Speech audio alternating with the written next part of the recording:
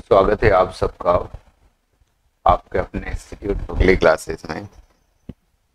My dear friends, कैसे हैं आप लोग? हर हर बुगली, घर घर बुगली। तो क्लास नंबर 5 के अंदर हम नर्वस सिस्टम का कौन सा टॉपिक, और आज आपका जो न्यूरो है वो कंप्लीट करवा दूंगा, ठीक है ना। एक न्यूरो आपका मैंने यूट्यूब पे कंप्लीट करवा दिया है, दूसरा न्यूरो यहाँ पर आपका आज कंप्लीट करवा दूंगा, ठीक है बेटा। कल से मैं दूसरा चैप्टर स्टार्ट करूंगा। तो देखिएगा जरा यहाँ पर समझिए आप लोग कि माय डियर स्टूडेंट्स, टेक डोलोरेक्स या ट्राइजेमाइनल न्यूरल्जिया, बेल्स पल्सी, ये सब पढ़ने से पहले आपको एक शॉर्ट में समरी देने वाला हूँ क्रीनियल नर्व्स के बारे में। तो क्रीनियल नर्व्स जो हैं वो कितने टाइप की होती है और कैसी होती है। तो माय डियर स्टूडेंट, यहाँ पर आपके लिए एक समरी तैयार किया है मैंने ताकि टाइम बच सके। देखिए, ओटा फैगवा, आपको क्या याद रखना है? ओटा फैगवा, O triple double T A F A G V A H, याद क्या रखोगे? ओटा फैगवा, ठीक। ओटा फैगवा से आपको क्रेनियल नर्व्स याद करनी है।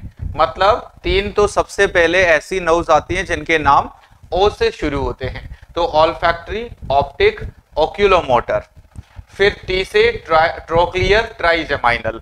अब ट्राइजेमाइनल का हम एक डिसऑर्डर पढ़ेंगे यहाँ पर। सबसे पहले यहाँ स्टार मार्क करिए।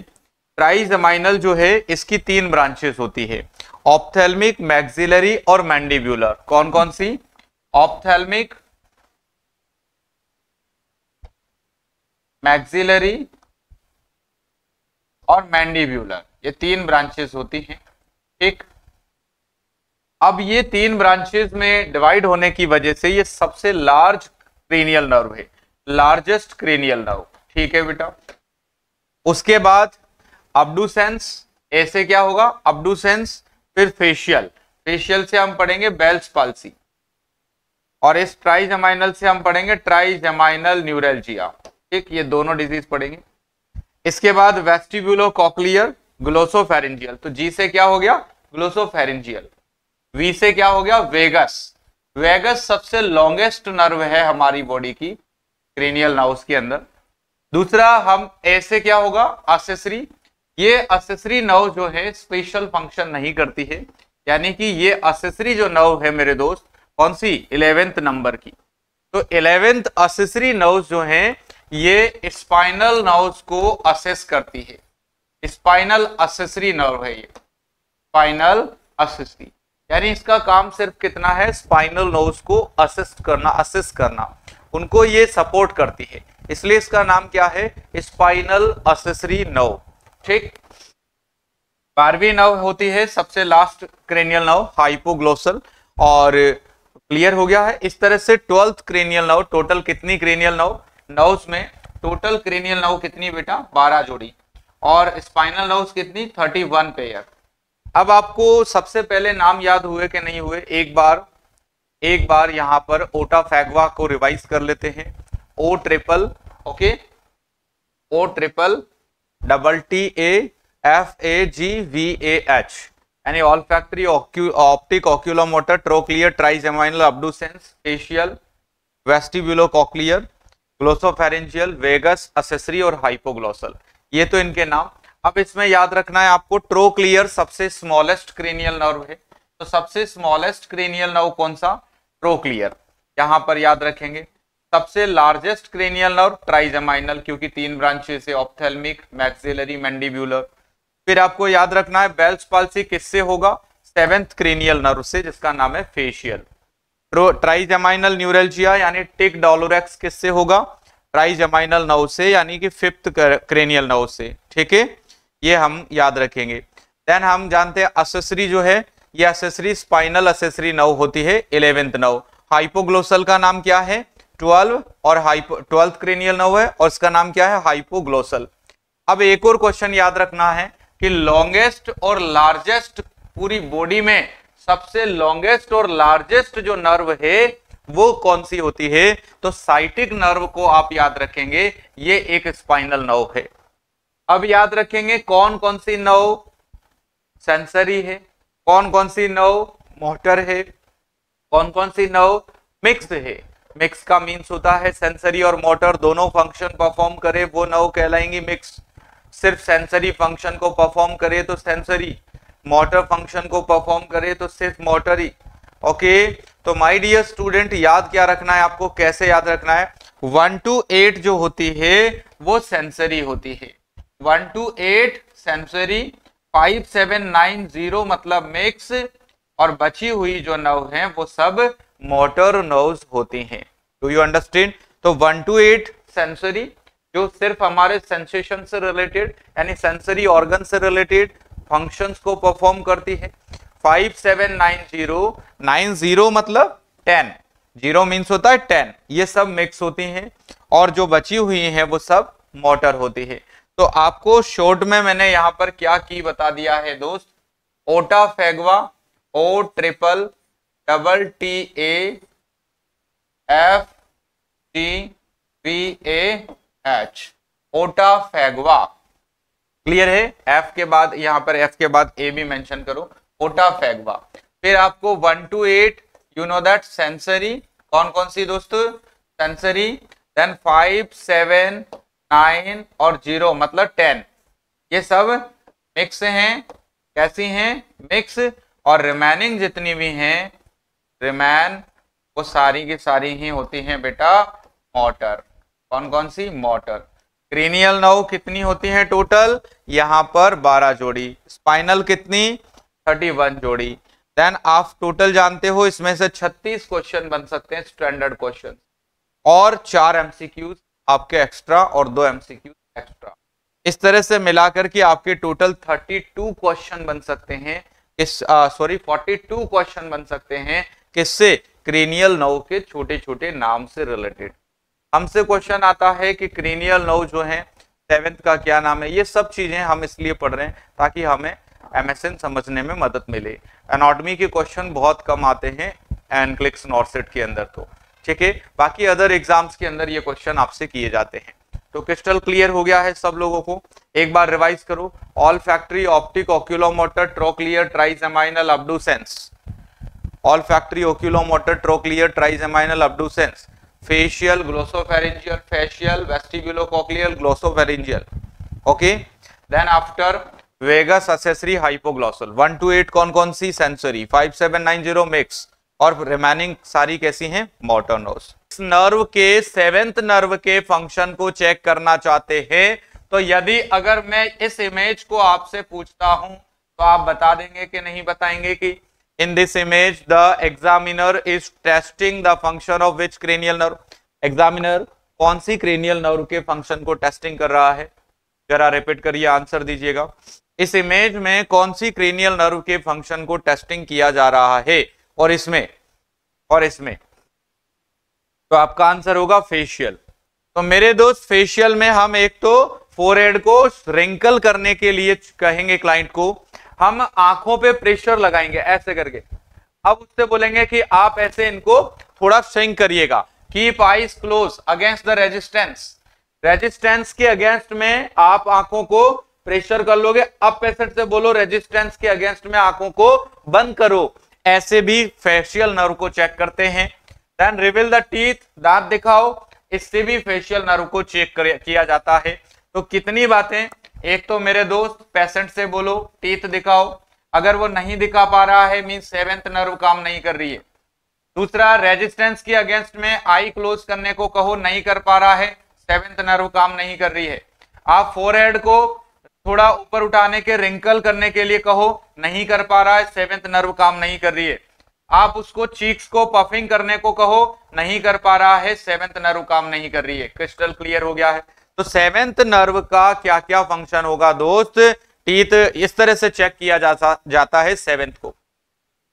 यदि हम क्लाइंट को बोलें कि श्रग योर शोल्डर, शोल्डर्स को ऊपर उठाइए, ऐसे करिए, सरप्राइज वाली एक पोस्चर बनाइए, यानी कि शोल्डर्स को श्रग करने से कौन सी नर्व असेस की जाती है, शोल्डर श्रगिंग के माध्यम से मेरे दोस्त spinal nerve accessory nerve, spinal accessory nerve 11 को चेक किया जाता है। स्पाइनल असेसरी से कंफ्यूज मत हो जाना, नर्व तो क्रेनियल ही है जिसका नाम है असेसरी नर्व, और नर्व है 11th नंबर की, लेकिन इस नर्व का फंक्शन स्पाइनल नर्व्स को असिस्ट करना है, उनको सपोर्ट करना है, इसलिए इस नर्व का नाम होता है spinal accessory nerve.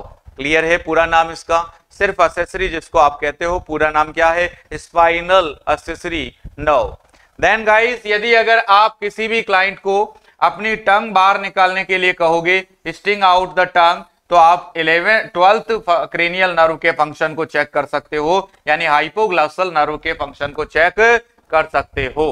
Crystal clear हो गया? तो जरा बताइएगा, अगर मैं कहूं आपसे कि हाइपोग्लॉसल या 12th क्रेनियल नर्व का फंक्शन कैसे चेक करोगे, क्या टेस्ट होता है इसके लिए, तो आप कहेंगे उससे sticking out the your tongue, sticking out your tongue, tongue को बाहर निकालना, टंग को बाहर निकालना, that is due to the function, proper function of the 12th cranial nerve that is named as the hypoglossal। यदि कहें टीथ दिखाओ, या चिक्स को पफ करिएगा, या फिर रेजिस्टेंस के अगेंस्ट में आंखें बंद करिएगा, आप रेजिस्टेंस लगा देना, और या फिर फोरहेड को श्रग करिएगा, फोरहेड को रिंकल करिएगा, तो कौन सी? फेशियल नर्व, यानी 7th नर्व। बेल्स पाल्सी वाले में ये सब नहीं होगा, बेल्स पाल्सी वाला ये सब नहीं कर सकता है, बेल्स पाल्सी का पेशेंट ये सब नहीं कर सकता है, यानी उसमें बेल्स पाल्सी प्रेजेंट होगा। यहां पर 11th की बात करें, एक्सेसरी नर्व, तो इसमें शोल्डर श्रगिंग इसका फंक्शन है। यदि यहां पर बात करें 12th क्रेनियल नर्व, तो टंग को स्टिक आउट करना ही 12th का फंक्शन है। तो सबसे पहले मैंने आपको बताया बेटा कि क्रेनियल नर्व कौन कौन सी होती है। देन बात समझ में आ रही है मेरे दोस्तों सब लोगों को? अच्छा, तो बहुत आ रहा होगा तुम लोगों को तैयारी करने में। Do you understand everyone? जरा मुझे यहाँ पर फीडबैक दीजिएगा आप लोगों का कि एवरीथिंग अंडरस्टूड ना। और जितना जो रूल मैंने लेक्चर नंबर 1, जिन्होंने अटेंड नहीं किया है वो लेक्चर नंबर 1 अटेंड करके सबसे पहले क्लासेस के सारे इंस्ट्रक्शंस को भली भांति पूरे करेंगे।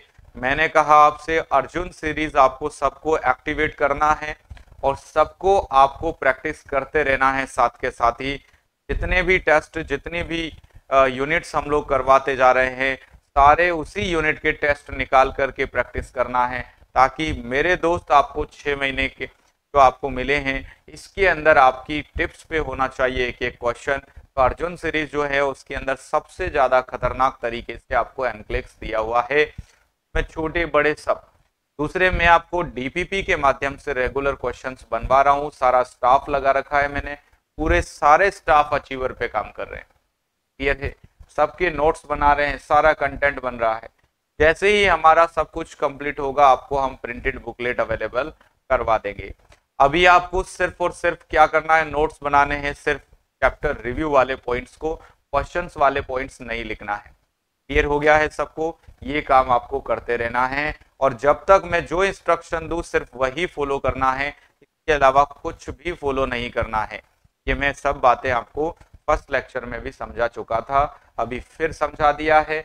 आगे कैसे काम करना है, कैसे आप आगे बढ़ोगे, कैसे आप सेलेक्ट होगे, ये अगर आपको पता होता तो आप कभी के सेलेक्ट हो चुके होते। एक और गलतफहमी आपकी, एक और डाउट मैं आपको यहाँ पे शॉर्ट आउट करवा देता हूँ बच्चों, कि अगर आपको वो सब पता होता ऑलरेडी कि आपको क्या करना चाहिए, तो बहुत जल्दी ही आप सेलेक्ट हो चुके होते, कभी की आपकी जॉब लग चुकी। आपको नहीं पता था इसीलिए तो आप मेरे पास आए हो, तो अब आपको गलती नहीं करनी है, अब वो सब फॉलो करना है जो सर कह रहे हैं। बात समझ में आ गई ना? अगर आप वो सब कर रहे होते जो सही है, तो आप कभी के ही काफी एग्जाम्स निकाल चुके होते। क्यों? क्योंकि आप कुछ मिस्टेक्स कर रहे थे और उन्हीं मिस्टेक्स को सुधारने के लिए हमने अचीवर में आपको एडमिशन दिया है। बात समझ में आ गया? अचीवर अभी भी खुला हुआ है, जिसका एडमिशन नहीं हुआ है या जो रह गया है वो ले सकता है सेकंड वाले अचीवर के अंदर, अचीवर 2 के अंदर। क्लियर है?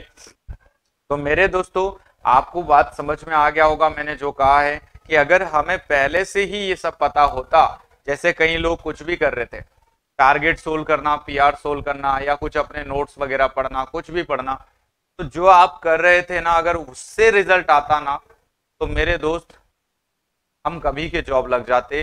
जब हमारा रास्ते से हमें मंजिल नहीं मिलती है तो रास्ता चेंज कर लेना चाहिए। और जब आपके पास एक्सपर्ट खड़े हुए हैं जो आपको सजेस्ट कर रहे हैं कि आपको कैसे आगे का रास्ता पूरा तय करना है, तो आपको उन एक्सपर्ट्स की एक भी बात को अनफॉलो नहीं करना है, उनकी राय के बिना आगे नहीं बढ़ना है। उनकी राय, उनके एक्सपर्ट, उनके गाइडेंस में ही आपको रेगुलर अपना काम करना है। सबको बात समझ में आ गया होगा दोस्तों, क्लियर है? तो इसी तरह से आपको काम करना है, यस वही करना है, क्लियर, अंडरस्टैंड? सवाल जैसे अभी प्रिया प्रभा, आप जैसे कुछ क्वेश्चन पूछ रहे हो तो आपको कुछ भी नहीं पूछना है, ठीक है? मेरी बात और भी सुन लो, आपको कुछ भी नहीं पूछना है।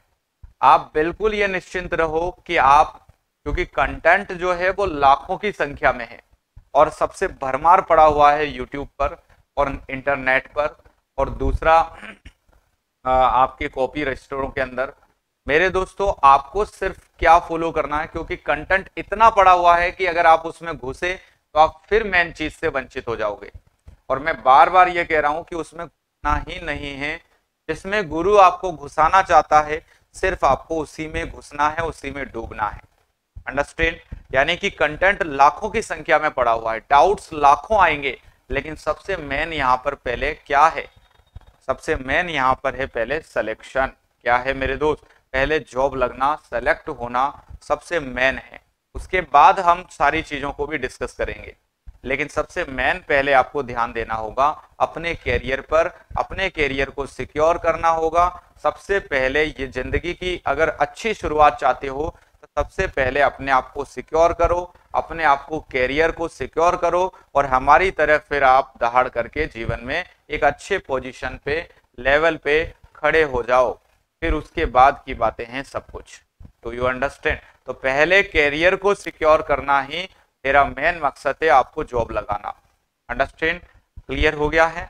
तो इसी पे आपको मेरे साथ देना है, मेरा कोऑपरेट करना है, और मुझे जितना आपका साथ मिलेगा, आपका कोऑपरेशन मिलेगा, मैं उतनी ही बेहतर ढंग से आपको जॉब में पहुंचा पाऊंगा, उतने ही आसान तरीके से मैं आपको जॉब में पहुंचा सकता हूं।